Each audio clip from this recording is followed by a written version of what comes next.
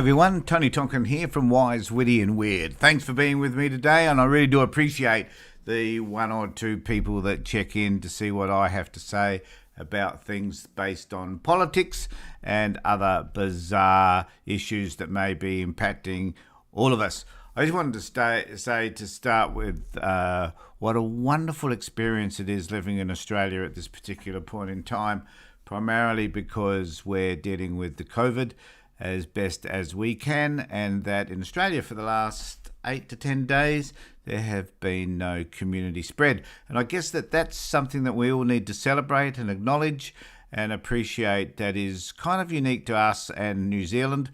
I don't know how many other countries around the world. I guess there's Taiwan, Singapore, a few others that are doing relatively well.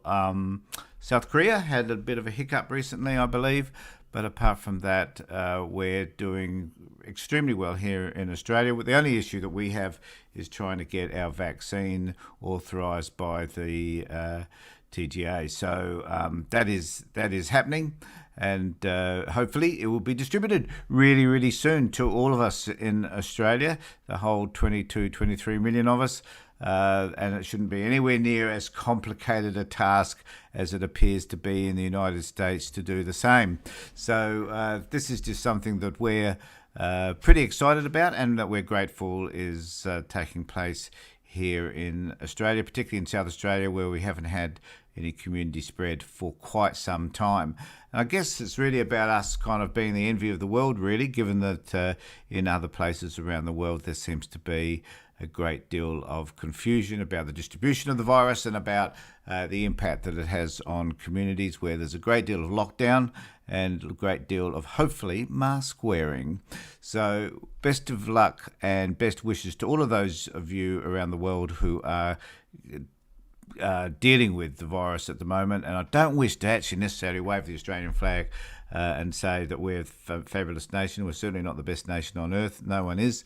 But we're certainly doing the best that we can in relation to COVID, and we're pretty successful at it. And I guess we need to congratulate our governments for doing that, both federal and state governments, for coordinating the effort to ensure that we are safe. So thanks very much for that.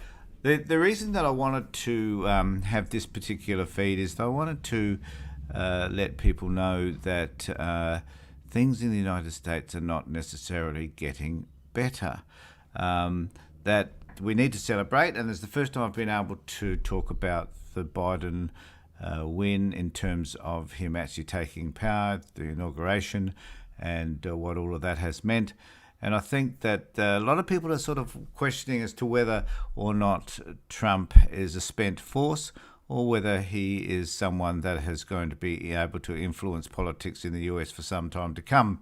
The Republicans in particular are concerned, I think, that he will divide the Republican Party, and there are quite a few Republicans who are prepared to go along with that notion.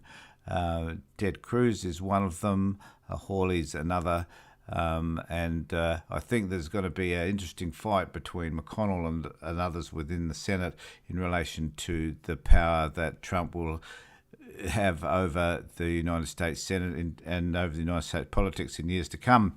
I mean, he's talked about setting up a Patriot Party. Best of luck.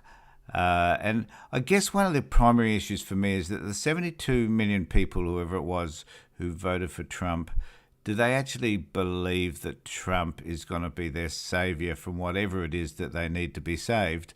And how many of those people actually sit amongst his base who are going to vote for him, no matter what he does, no matter what ludicrous things he says? My sense is that over time, Trump will become more and more irrelevant. I'm not suggesting for a moment that that base is going to go away, but I think that the Republicans will eventually realise that he is a liability, and as such, he will need to go, and that they will do whatever they can in order to make that happen. And I guess one of the things that they will be doing is to go ahead with the impeachment trial, and eventually, as part of that, to ensure that he will not be able to stand for any other position of power, and he will certainly never be able to stand as President of the United States again. Now, this is their opportunity to be able to cleanse the Republican Party and prevent a third party being established. We in Australia think that's really odd, in that there are many other parties here in Australia, and I guess our particular system, which is proportional representation in the Senate, particularly allows that to happen. And I guess being the Westminster system and the parliamentary system that we have means that it is more likely to be able to have a third party, fourth party, other parties involved in the political structure. So in the United States, though, that seems less likely. They're less... they are the Libertarians. They tend to put up candidates. I don't know how many of those candidates get to be elected within state parliaments. I believe that probably some do, and independents. But on the whole, having a third party is something that the United States don't go along with. I think he's going to become more and more irrelevant because he simply has, this is Trump, simply has nothing really that he can offer the United States public. I think that what the damage he did on the 6th of January was so despicable and so generally disliked by the general population that will rule him out of having any power or authority from this point in.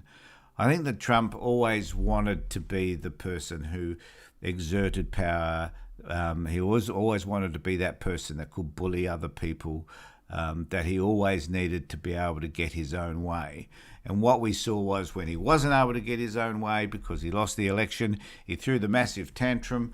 And there's lots of reporting happening now about what happened in relation to Trump trying to change the election result, who he influenced, the people that he tried to control, the people that he threatened to be able to sack and put his own people in power in order to get what he wanted. I think that information is going to become more and more revealed over time, and that there will be much reporting about the terrible things that Trump had done in order to secure power for himself. And I think that we need to sit back and watch and see what happens in relation to that. And I wonder what's going to happen when the Biden administration starts to sift through all the paperwork and all the conversations that Trump has had over the last 4 years, and what will they discover as a result of some of the conversations he's had with Xi, with Putin, with other leaders around the world, about how they could help him in terms of his political power, his quest for more and more political power and security within the political system within the US. And I think that the Ukraine issue still has not died, that there will be some issues around actually what he did say, and hopefully that information will be revealed to the public so we can have a further look at some of the ways by which he tried to seek influence from others. It's interesting that in more recent times, the stuff around Hunter Biden seems to have died away, because I know the right don't necessarily see that as a winning ticket right at the moment, because Biden did win the election. But there will be little ripples, I guess, around that. But there's so much happening in terms of what Trump actually had done.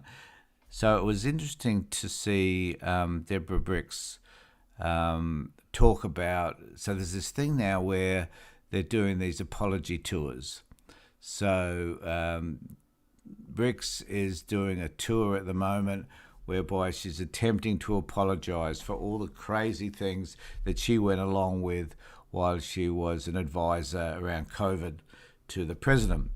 It's interesting now also to see Fauci out there saying that he was unable to say the things that he really wanted to say, that he was appalled at some of the things that were said, that he tried to push back, and the further he pushed back, the more he was pushed out. And as a result of that, he to his credit, has been very forthright about how he was treated within the Trump administration. And it's really interesting, I think, to see how a lot of these people were acted differently. So Fauci has been very honest about his approach, whereas Bricks is receiving lots of criticism, particularly from CNN, around the way she behaved and why she didn't make a harder stand against Trump. And there were many times where they showed interviews where it was clear she was a sycophant to Trump, that she wanted people to believe that Trump was thinking logically and reasonably about all the decisions that he was making, that he was involved in the science, that he understood the science and all this sort of stuff. Well, we know he didn't give a rat's ass about any of that stuff, but she wanted us at the time to believe that he was. So she lied to us. The difference between her and Fauci was that Fauci never really lied to us, that he stood up against the president. As a result, he got pushed further and further aside. And there were times when they had press conferences and Bricks was there, but Fauci wasn't, because he was the one that stood up against the president.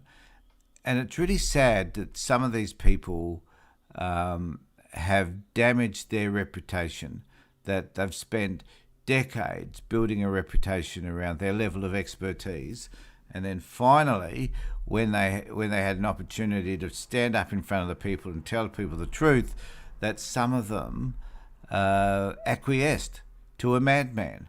And in doing so, they immediately eradicated and wiped out, I guess, their reputation. And I think that is sad that they made that choice. People can always make a choice for truth. They can always say, well, look, no matter what happens, I'm going to tell people what they need to know based on my experience. Instead, all these people acquiesced to Trump. And it's not just Bricks and Fauci. It's a whole host of other people, politicians, businessmen and women, community leaders.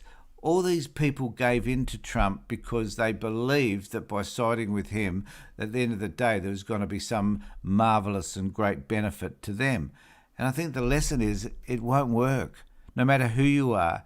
If you're going to contradict, if you're going to stand against, or if you're going to eradicate or minimize your own principles, at the end of the day, you're going to be caught out and you're going to suffer the consequences. And I think over time we're going to find out more and more about some of these people that acquiesced to Trump. And we're going to discover that those people at the end of the day didn't have the moral fortitude in order to be able to stand up for what was right and do the right thing.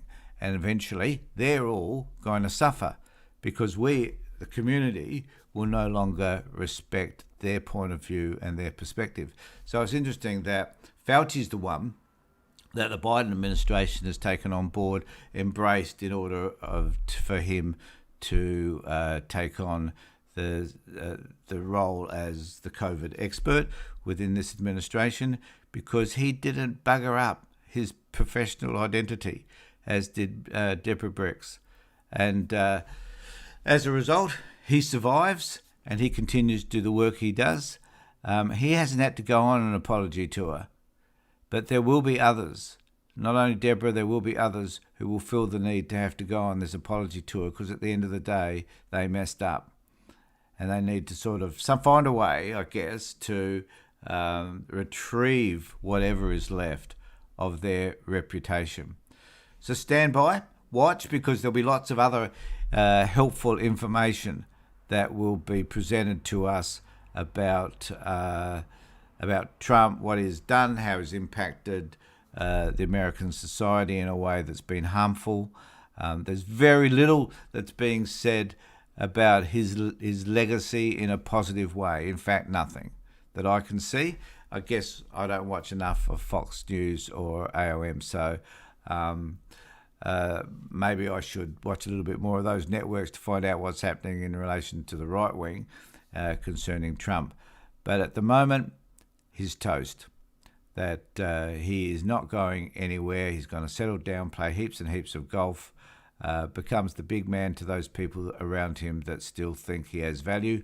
And for the rest of us, the majority, I would think, who find him abhorrent, he will remain abhorrent. And he will be a stain on American society for a long, long while to come.